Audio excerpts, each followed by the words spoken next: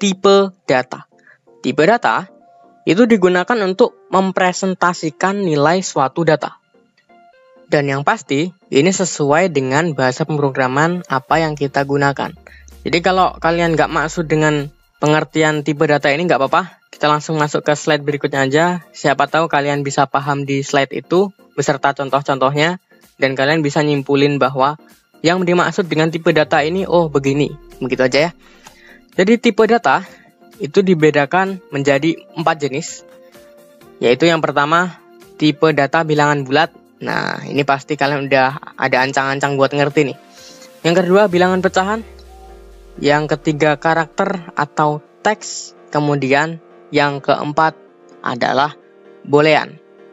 Maksudnya gimana? Kita bahas yang pertama, yaitu bilangan bulat. Jadi, tipe data untuk bilangan bulat itu dipakai untuk menyatakan bilangan yang tidak mempunyai pecahan desimal. Misalnya, 34, 8, dan lain sebagainya. Min juga bisa asalkan tidak ada koma di situ, tidak ada angka di belakang koma, dan tidak pecahan begitu ya. Berapa per berapa begitu. Artinya bilangannya pas.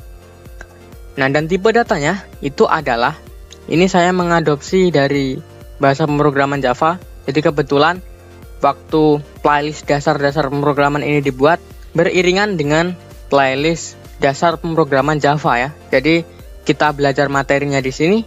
Dan implementasinya itu di playlist dasar pemrograman Java, gitu ya. Kita masuk ke tipe data bilangan bulat yang pertama. Jadi di Java itu ada tipe data namanya byte. Ukurannya 8 bit, jangkauannya min 128 sampai dengan 127.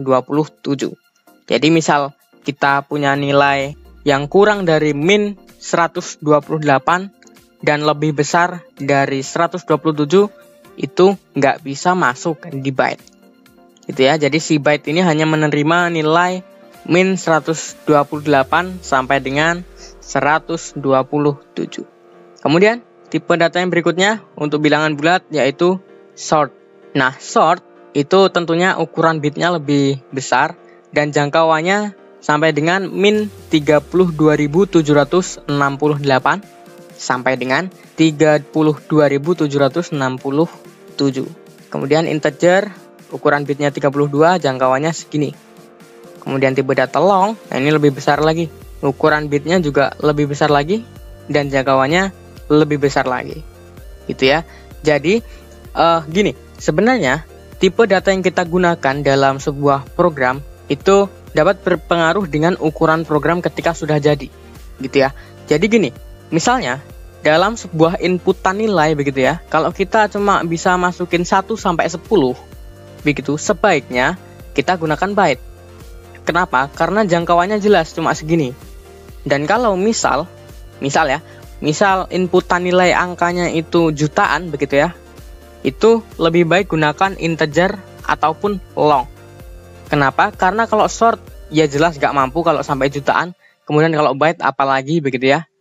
Sebaiknya gunakan yang emang pada tempatnya begitu ya. Tidak menyisakan banyak jangkauan dan mempunyai jangkauan yang cukup, begitu aja. Dan penggunaan tipe data ini juga yang bisa dilihat bahwa programmer itu beneran belajar IT atau tidak. Biasanya kalau belajar IT ya tipe datanya emang diperhatikan banget karena itu dapat berpengaruh size program kita. Kemudian untuk yang bilangan pecahan, ya tadi ya mempunyai pecahan desimal begitu.